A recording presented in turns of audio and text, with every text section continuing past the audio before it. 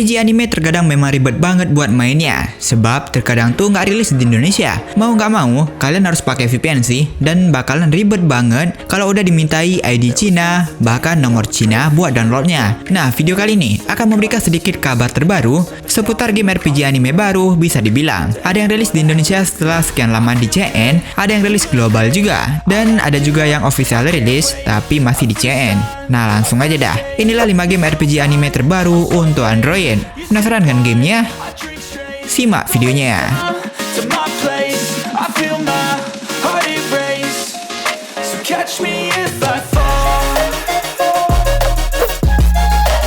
Miren Star Legends. Nah, di game pertama, akhirnya ini game rilis di Play Store Indonesia, guys.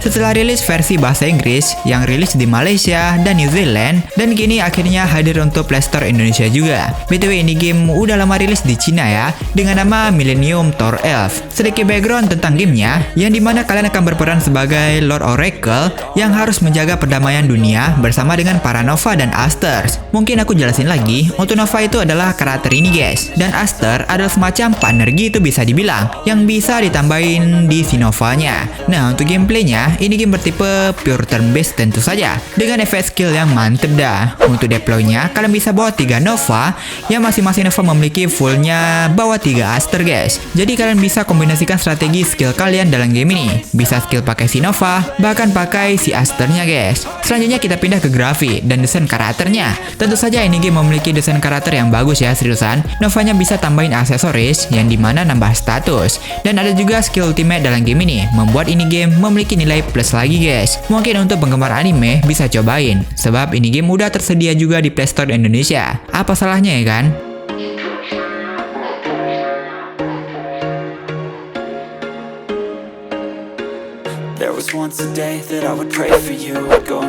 Memento White Shadow.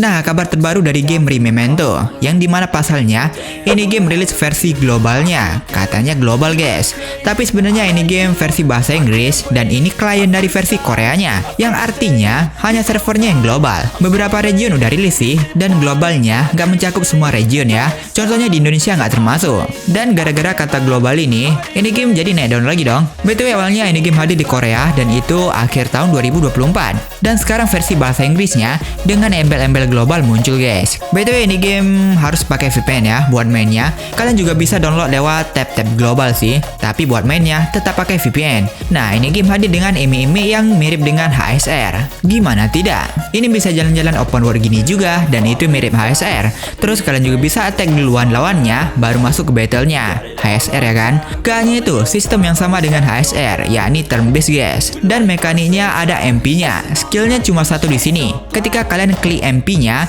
maka skill bakal berubah. Ketika klik MP-nya 3 kali, maka jadi skill ultimate gitu, guys. Dan untuk skill ultimate-nya itu ada animasinya juga dong. Untuk desain karakter ini seriusan bagus, sebab dikembangkan menggunakan Unreal Engine 5, dan itu keren sih.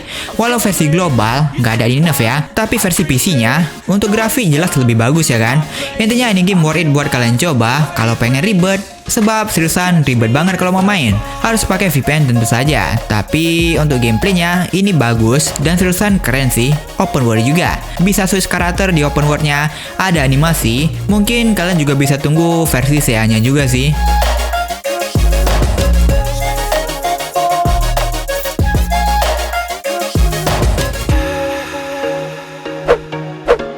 Cultivation Chat Group. Setelah 2 bulan yang lalu melakukan tahap CBT, akhirnya ini game udah official rilis, tapi untuk CN. Dan sayang sekali belum global, bahkan rilis di Play Store Indonesia juga belum, guys. Ini game sempat populer sebelum rilisnya, yakni ketika tahap CBT kemarin, guys, sempat naik daun ya. Sebab ini game terinspirasi dari serial novel dengan judul yang sama. Di sini kalian akan berperan sebagai mahasiswa yang dimana bergabung ke sebuah grup chat gitu, yang berisi para kultivator. Dan gak tahu kenapa switch ke dunia fantasi gitu, yang dimana dunia yang modern yang penuh rahasia kultivasi. Untuk plot cerita ini game ada genre komedinya, guys. BTW, battle-nya ini game membawakan gameplay dengan sistem turn based dan memiliki grafik 3D yang lumayan bagus ya. Bahkan memiliki ultimate skill-nya, guys. Nah, di sini UI gamenya, kalian ingat sesuatu nggak? Ini game UI-nya mirip banget dengan UI Zenless Zone Zero, guys. Bener nggak? Dan yang terakhir untuk line up-nya, ini game tergolong ramai, guys, dari game RPG biasanya.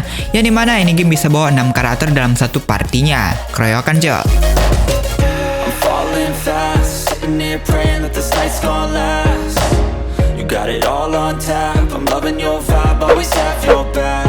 Grand Cruise. Nah, kalau kalian ingat, ini mah game One Piece Pointer guys, yang dimana sekarang ini rilis di Play Store Indonesia. Tapi nggak tahu ya, untuk versi Play Store ini seperti nggak terlalu populer dari versi CN-nya kemarin. BTW versi aslinya yakni Dream Pointer udah tutup sih kabarnya. Mungkin langsung aja, ini game pastinya membawakan cerita dari anime One Piece, bahkan dari awal-awal ceritanya guys. Dan untuk gamenya ini portrait ya. Untuk sistem gamenya ini membawakan sistem kartu yang dimana memiliki efek skill yang keren pastinya. Terus untuk setiap turn, kalian bisa mengeluarkan 4 skill, baru nanti lawan yang nyerang guys. BTW untuk line up-nya di sini cuma bisa deploy 3 karakter, yang dimana ada 3 karakter di belakang sebagai cadangan. Nanti bisa di switch code. Untuk gamenya menurutku ini game simple ya. Dari gamenya yang portrait ada auto pastinya. Ya mungkin bagi kalian yang nggak sempat main game Dream Pointer yang versi CN, bisa cobain ini game, yang bahkan udah rilis di Play Store Indonesia guys. Dan ini game pun sama.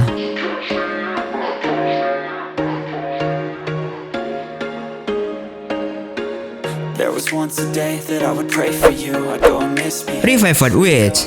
Yap, rilis kembali atau rilis ulang yang akan membuat kalian nostalgia dengan story yang bisa diacungi jempol guys. Tapi ini masih versi CN-nya ya.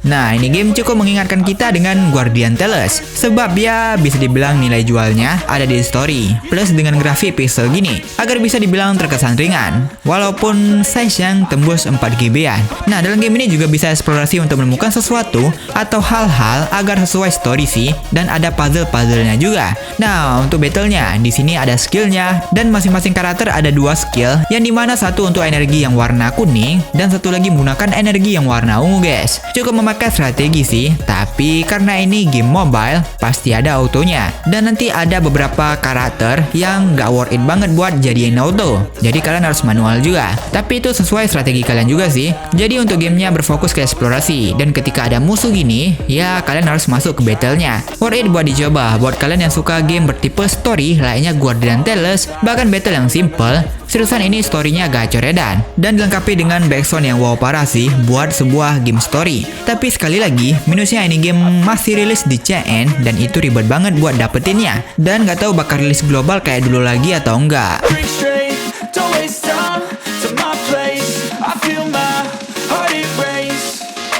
Catch me if I fall.